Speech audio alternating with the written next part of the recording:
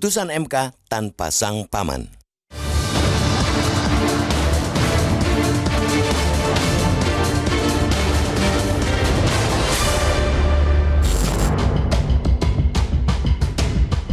Ambang batas parlemen atau Parliamentary Threshold atau PT 4% bisa dipastikan bakal berubah pada pemilihan umum 2029 nanti.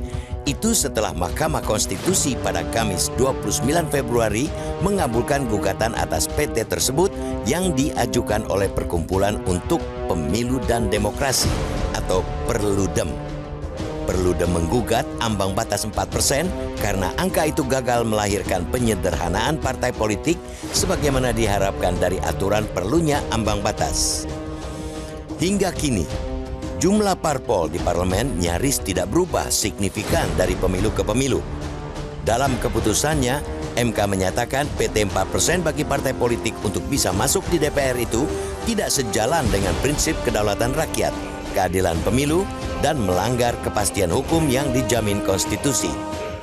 Menurut MK, PT tersebut konstitusional sepanjang tetap berlaku dalam pemilu DPR 2024 dan konstitusional bersyarat untuk diberlakukan pada pemilu DPR 2029 dan pemilu berikutnya. Keputusan MK kali ini, meskipun tetap melahirkan sejumlah ketidakpuasan, layak mendapat apresiasi. MK telah menelurkan keputusan yang tepat, yakni mengembalikan urusan ambang batas kepada pembuat undang-undang, yakni parlemen. Keputusan itu berbeda 180 derajat dengan keputusan soal ambang batas usia calon presiden dan wakil presiden yang dicerca banyak pihak. Persoalan PT ini memang baksi malakama. Dimakan bapak mati, tidak dimakan ibu mati. Meski tujuan utamanya juga baik, yakni menyederhanakan partai-partai politik, memperkuat sistem presidensial, serta mengurangi para pemain di Dewan Perwakilan Rakyat atau DPR. Sejak diberlakukannya PT, jumlah partai politik yang menjadi peserta pemilu berkurang drastis. Dari 38 2009 menjadi 12 pada 2014, sebelum kemudian naik lagi menjadi 16 pada 2019 dan 18 pada 2024.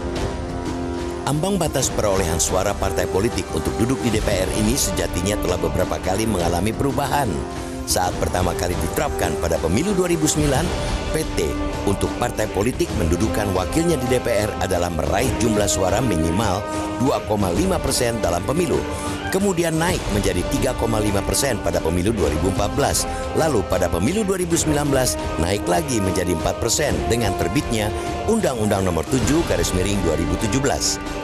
Namun, seperti dikatakan MK dalam putusannya, MK tidak menemukan dasar metode dan argumen yang memadai dalam menentukan besaran angka atau presentase ambang batas parlemen dimaksud, termasuk metode dan argumen yang digunakan dalam menentukan paling sedikit 4% dari jumlah suara sah secara nasional sebagaimana ditentukan dalam pasal 414 ayat 1 Undang-Undang Pemilu.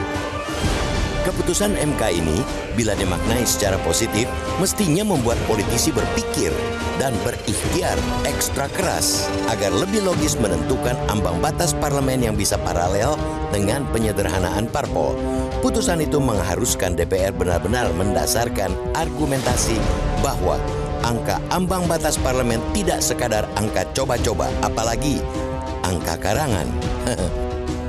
Aturan ambang batas parlemen penting diterapkan untuk menjaring kualitas partai yang duduk di parlemen.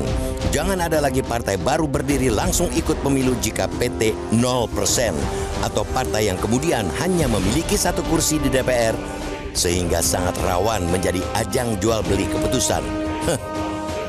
Untuk itu, pemerintah dan DPR sebagai pembentuk undang-undang harus merumuskan ambang batas yang ideal bagi partai politik untuk melenggang ke Senayan. Sebab parlemen yang berkualitas dan menentukan demokrasi yang berkualitas pula. Tapi yang tidak kalah penting lagi adalah keputusan ini berlaku pada 2029, bukan 2024. Mengapa penting?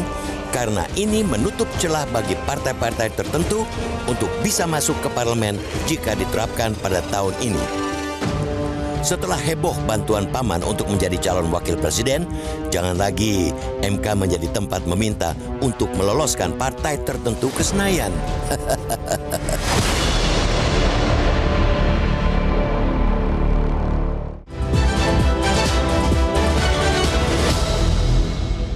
Jelajahi cara baru mendapatkan informasi. Download Metro TV Extend sekarang.